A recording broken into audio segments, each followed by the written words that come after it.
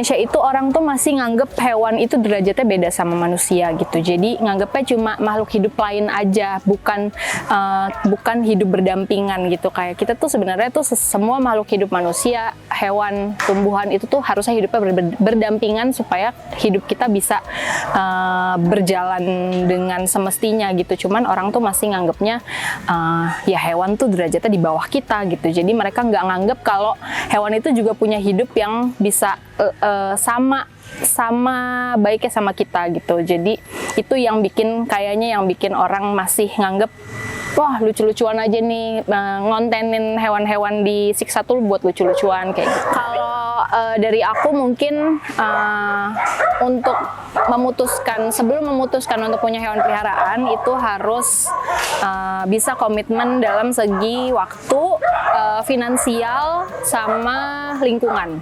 Jadi kalau di waktu itu ya kita harus bisa meluangkan waktu untuk ngurusin, untuk ngasih makan, bawa ke dokter segala macam. Finansial udah pasti kan, harus beliin makanan, harus sediain fasilitas buat mereka, harus ngasih mereka perawatan yang baik, bawa ke dokter, vaksin, perawatan rutin, obat cacing segala macam itu pasti.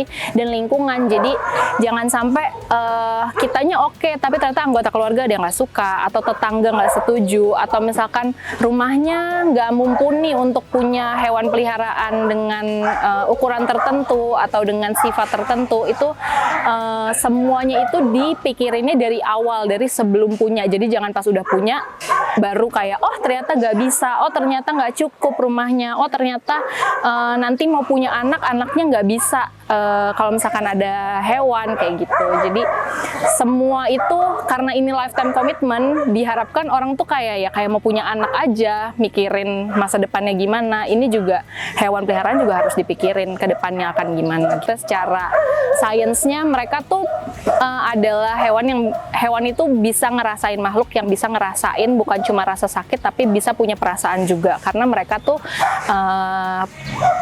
sentient being gitu. Jadi mereka punya perasaan juga. Jadi kalau misalkan mereka ditinggal, di abandon, di neglect, itu mereka ngerasain sakit, mereka bisa ngerasain stres kayak gitu. Jadi jangan cuma nganggep hewan itu just another being aja, tapi mereka tuh sama kita gitu. Kita harus hidup berdampingan lah. Wah, kalau ngelihat kegiatan NSN ini fantastik sekali sih guys ya. Bagaimana hewan-hewan juga perlu dipelihara. Padahal mereka menjadi salah satu bagian di dalam rumah tangga, rumah-rumah kita. Saya sendiri dari yang takut sampai menjadi lover of the dog gitu ya. Bahkan selalu kalau saya pulang, bukan istri yang nungguin, anjing gua yang nungguin. Bukan anjing gua sih, anjing dari anak saya nungguin. Udah tahu, kan? nyambut. Luar biasa. Saya kan? Mau pergi, wah paling seneng diajak jalan-jalan itu surprise kan. Sehingga kadang-kadang saya muter satu putaran dulu baru ke kantor ya. Mbak Navina, gimana memang faktanya Indonesia sampai menjadi peringkat pertama. Lalu yang sering terjadi adalah jual beli anjing. How do you respond this or any dog or any animal gitu ya? Hewan yang dilindungi tapi tetap dijual belikan tuh.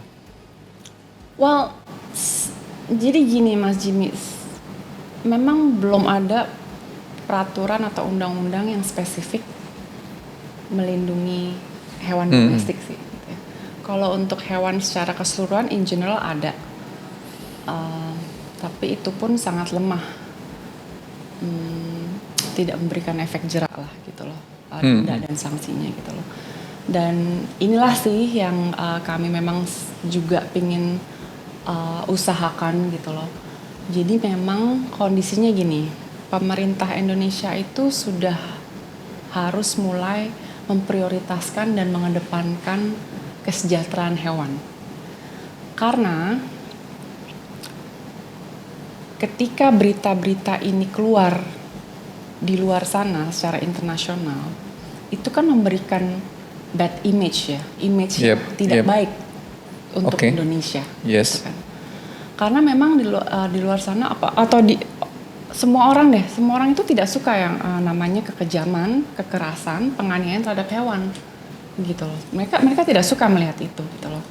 Dan memang seperti aku bilang tadi harus memprioritaskan kesejahteraan hewan, perlindungan hewan, Kenapa? Dan ini bukan masalah kamu harus suka hewan atau tidak ya, tapi ini masalah the right thing to do sih menurut aku ya. Iya, iya. It's about the right thing to do and it's about humanity gitu loh. And animals are here with us gitu loh.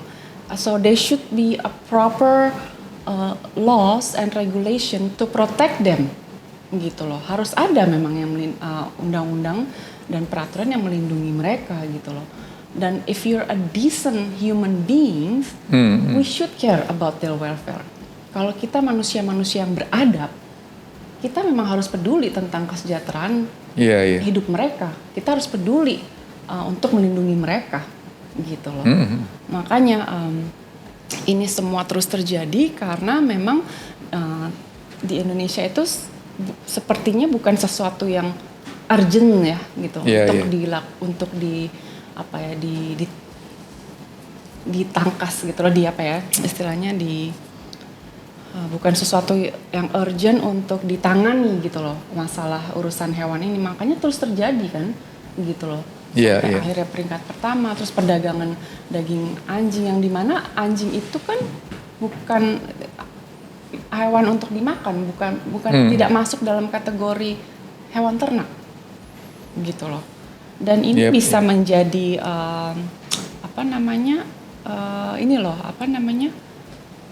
alur penyebaran rabies, Mas. Yes. Ya, karena anjing-anjing ini kan diambil dari jalanan ya kebanyakan ya. Ada juga yang memang diculik dari rumah, tapi never mind of that. Anjing-anjing ini disatukan di dalam kondisi yang very stressful. Itu kan memicu segala macam penyakit ya gitu. Dan one thing to remember and acknowledge, Indonesia itu belum bebas rabies loh. Yep. Ya, preventifnya itu untuk sekarang sih mungkin memang sosialisasi ya kepada masyarakat tentang bagaimana memang memperlakukan atau bersikap terhadap hewan. Terus juga kalau misalnya punya hewan peliharaan itu harus bertanggung jawab ya, dan itu kan komitmen seumur hidup. Jadi jangan kalau lagi lucu aja, atau jangan kalau lagi pas kecil aja, ntar kalau sakit, ntar kalau tua di give up, apa ditelantarkan. Enggak, itu seumur hidup memang gitu kan.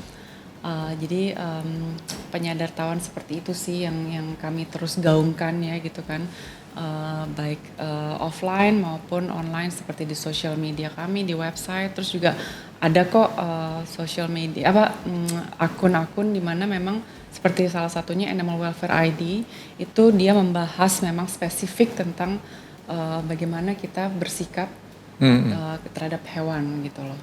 Jadi ya sekarang zamannya internet, Google, gadget kan gampang ya sebenarnya, kalau memang kita memang kita peduli dan ingin tahu, itu gampang di reach gitu loh. Mbak Davina nih, terlepas daripada hewan domestik ya, saya lihat in your activities lately juga sampai melibatkan diri dalam pelestarian orang utan Borneo. Bisa cerita sedikit nggak? What happened sih? Apa yang terjadi? Iya, sebenarnya awalnya juga nggak takut dari dog lover di rumah tiba-tiba orang utan gitu ya? Aku sebenarnya awalnya sebelum aku punya NGO, sebelum punya Nata Satwa, sebenarnya formally sebelumnya itu kan namanya Garda Satwa Indonesia ya. 2014 itu established 2014. Tapi kami bubarkan, kami ganti dengan Nata Satwa Nusantara itu di 2019. Sebelumnya di 2009 itu aku terjun untuk urusan satwa liar ke NGO di Indonesia gitu. Saya yang menawarkan diri gitu, bukan mereka sih yang Davina ikut dong gini-gini, enggak. Saya memang pingin pingin terlibat gitu loh. Apa sih yang bisa saya bantu gitu kan dengan posisi saya sebagai public figure, sebagai model, sebagai pada saat itu actress gitu ya. Apa yang bisa saya lakukan gitu loh ya, yang pasti saya membantu penyadartahuan ya, saya bantu kampanye gitu kan. Saya menawarkan diri menjadi sukarelawan gitu loh ke beberapa NGO. Nah, sejalan dengan proses waktu, akhirnya saya juga menawarkan diri ke Yayasan Penyelamatan Orangutan Borneo atau bahasa Inggrisnya BOSF, Borneo Orangutan Survival Foundation, I see. yang memang mereka spesifik untuk penyelamatan, perlindungan orangutan dan habitatnya di Kalimantan.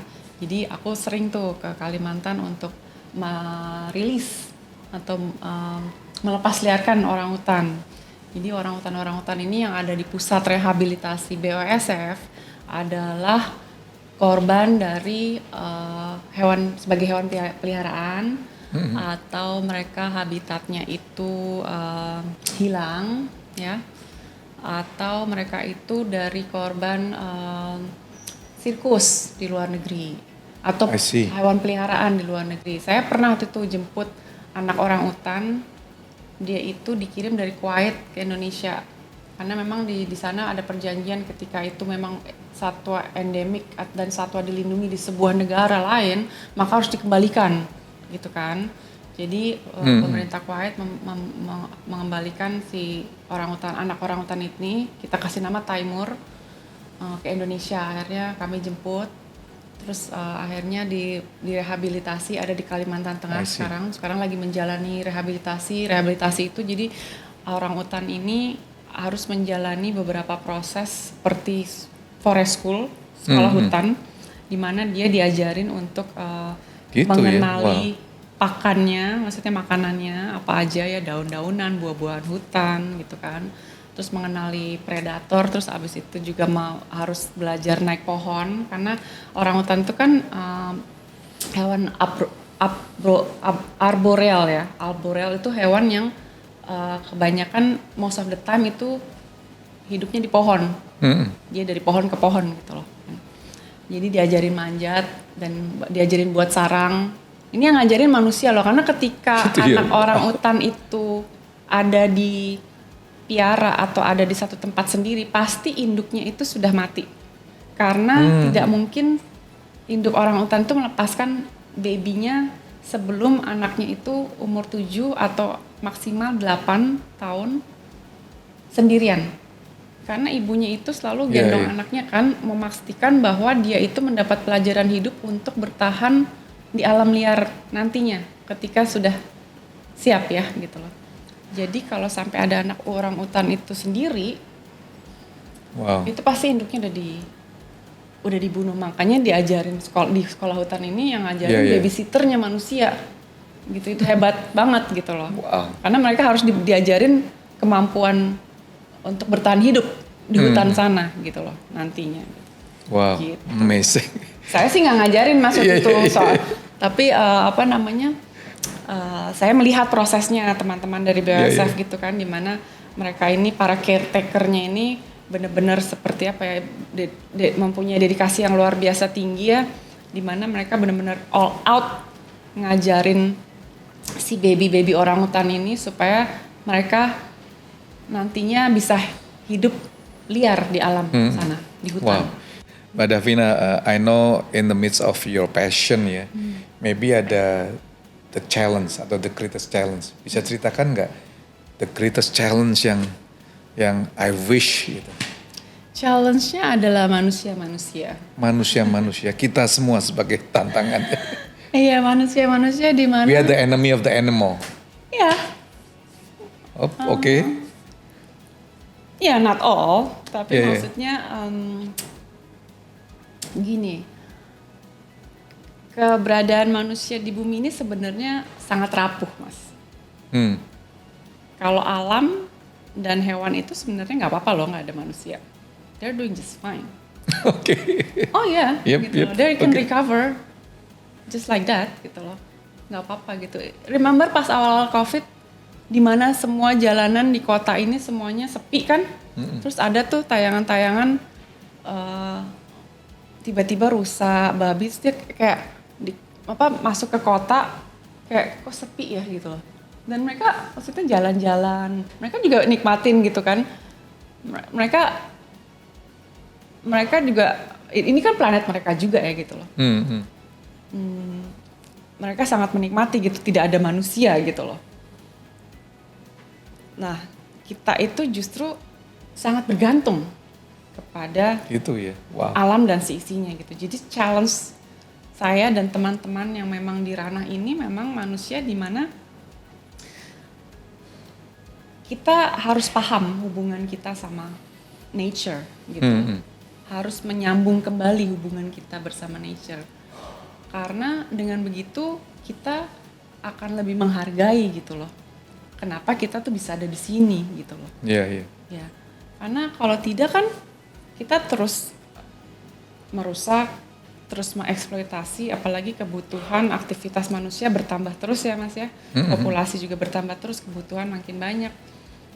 Dan kebutuhan kita itu pasti ngambil dari alam gitu loh. Tapi kan kita juga harus berpikir bagaimana caranya supaya alam ini bisa beregenerasi lagi untuk kehidupan yang berkelanjutan. Karena kan hidup nggak cuma sampai di sini aja.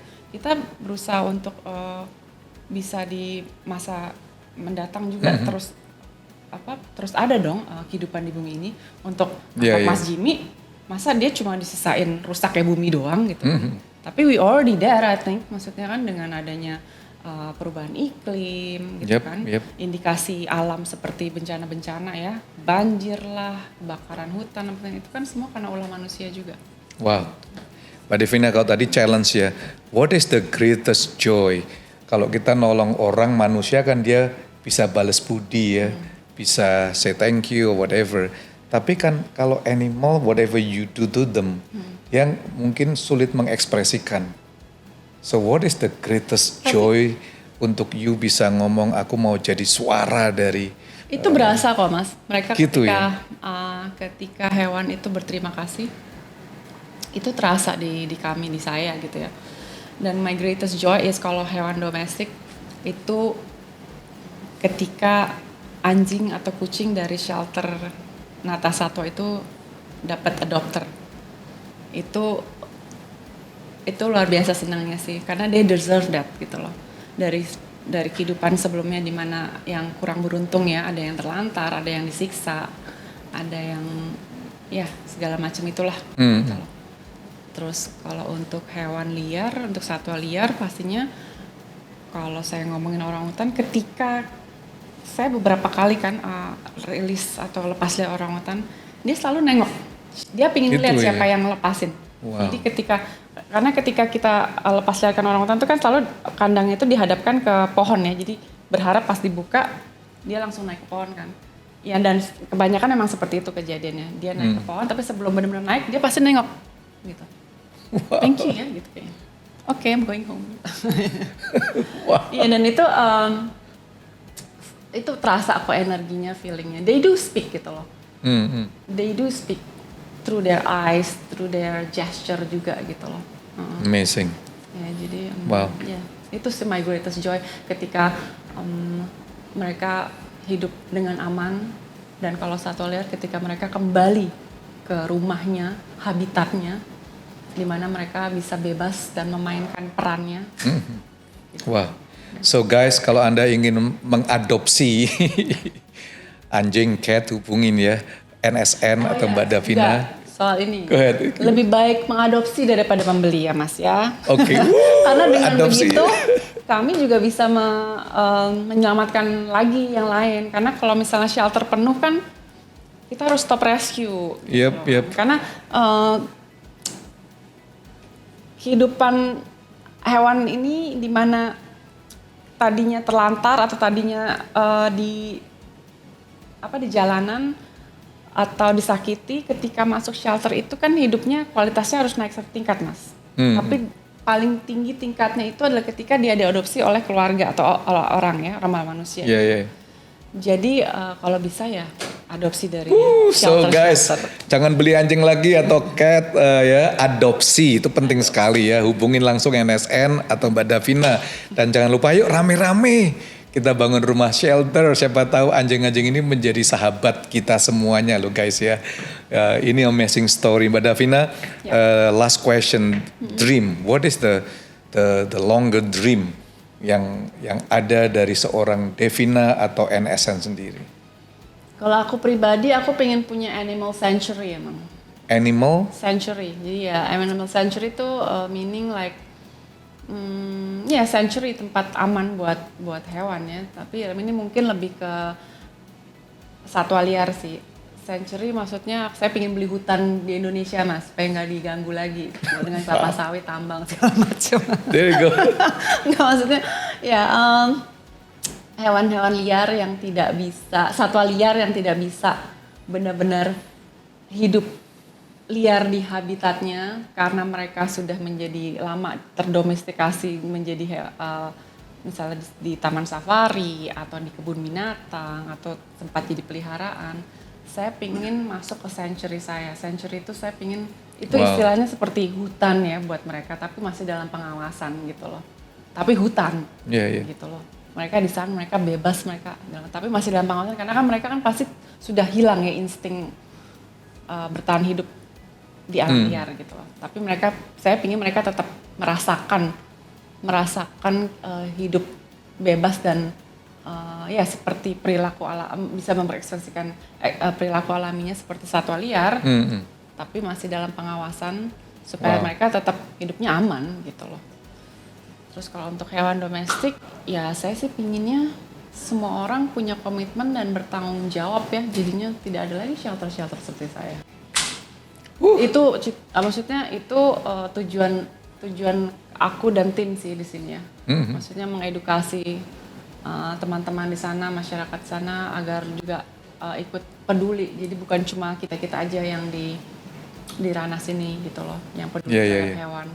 Tapi semuanya juga bisa take action lah secara individual. Wow, amazing. Sukses senantiasa untuk NSN, Mbak Davina juga. Biarlah mimpi memiliki hutan bisa diridhoi dan diberkati oleh Tuhan. So enjoy the journey dan Anda semuanya jangan lupa untuk adopsi dan membangun shelter untuk hewan-hewan domestik dan menurunkan Indonesia tidak di peringkat 1 negara sebagai penyiksa hewan.